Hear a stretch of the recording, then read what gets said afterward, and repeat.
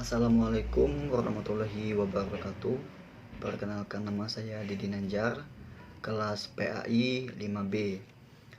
Pada kesempatan ini saya akan menjelaskan pengaruh pendidikan terhadap jiwa keagamaan. Pendidikan agama dalam pendidikan Islam. Menurut Quraisy Shihab, tujuan pendidikan Al-Quran adalah membina manusia secara pribadi dan kelompok, sehingga mampu menjalankan fungsinya sebagai hamba dan khalifahnya guna membangun dunia ini sesuai dengan konsep yang ditetapkan Allah, atau dengan kata yang lebih singkat dan sering digunakan oleh Al-Quran, untuk bertakwa kepadanya. Kemudian, pendidikan agama memang mempunyai peranan yang sangat penting bagi manusia. Oleh karena itu, pendidikan agama Islam adalah sebuah upaya nyata yang akan mengantarkan umat Islam kepada perkembangan rasa agama. Umat Islam akan lebih memahami dan internalisasi esensi rasa agama itu sendiri, yaitu rasa bertuhan dan rasa taat. Kemudian ada bentuk-bentuk pendidikan terhadap jiwa keagamaan. Yang pertama itu ada pendidikan keluarga, kemudian ada pendidikan kelembagaan, kemudian ada pendidikan masyarakat. Pendidikan keluarga. Pendidikan keluarga merupakan pendidikan dasar bagi pembentukan jiwa keagamaan. Menurut para pendidik, keluarga merupakan lapangan pendidikan yang pertama dan pendidiknya adalah kedua orang tua. Menurut Rasulullah SAW, fungsi dan peran orang tua bahkan mampu untuk membentuk arah keyakinan anak-anak mereka. Menurut beliau, setiap bayi yang dilahirkan sudah memiliki potensi untuk beragama.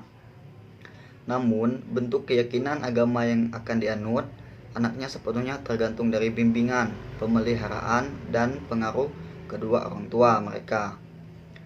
Kemudian, pendidikan kelembagaan. Berdasarkan penelitian Gillespie dan Young, walaupun latar belakang pendidikan agama di lingkungan keluarga lebih dominan dalam pembentukan jiwa keagamaan pada anak, barangkali pendidikan agama yang diberikan di kelembagaan ikut berpengaruh terhadap pembentukan jiwa keagamaan anak. Contohnya yaitu banyak sekali tokoh-tokoh keagamaan yang dilahirkan atau dihasilkan oleh kelembagaan seperti pondok pesantren. Pendidikan agama di lembaga pendidikan bagaimanapun akan memberi pengaruh bagi pembentukan jiwa keagamaan pada anak. Namun demikian besar, kecilnya pengaruh yang dimaksud sangat tergantung berbagai faktor yang dapat memotivasi anak untuk memahami nilai-nilai agama. Sebab pendidikan agama pada hakikatnya merupakan pendidikan nilai. Oleh karena itu, pendidikan agama lebih dititik beratkan bagaimana bentuk kebiasaan yang selaras dengan tuntunan agama. Kemudian ada pendidikan masyarakat. Masyarakat merupakan lapangan pendidikan ketiga, keserasian antara ketiga aspek lapangan pendidikan di atas akan memberikan dampak positif bagi perkembangan anak, termasuk dalam membentuk jiwa keagamaan mereka. Seperti diketahui bahwa dalam keadaan yang ideal, pertumbuhan seseorang dari sosok yang memiliki kepribadian terintegrasi dalam beberapa aspek, yaitu mencangkup fisik, psikis, moral, dan spiritual. Maka untuk mencapai itu perlu pola asuh yang serasi. Menurut Wetrington, untuk mencapai tujuan itu perlu pola asuh yang serasi. Menurutnya ada 6 aspek dalam mengasuh pertumbuhan itu, yaitu fakta-fakta asuhan, alat-alatnya, regularitas, perlindungan, dan unsur waktu.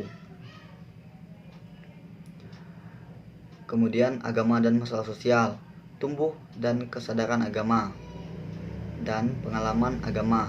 Ternyata melalui proses yang gradul, tidak sekaligus, pengaruh luar sangat berperan dalam menumbuh kembangkannya, khususnya pendidikan ataupun pendidikan yang berpengaruh, yakni pendidikan dalam keluarga.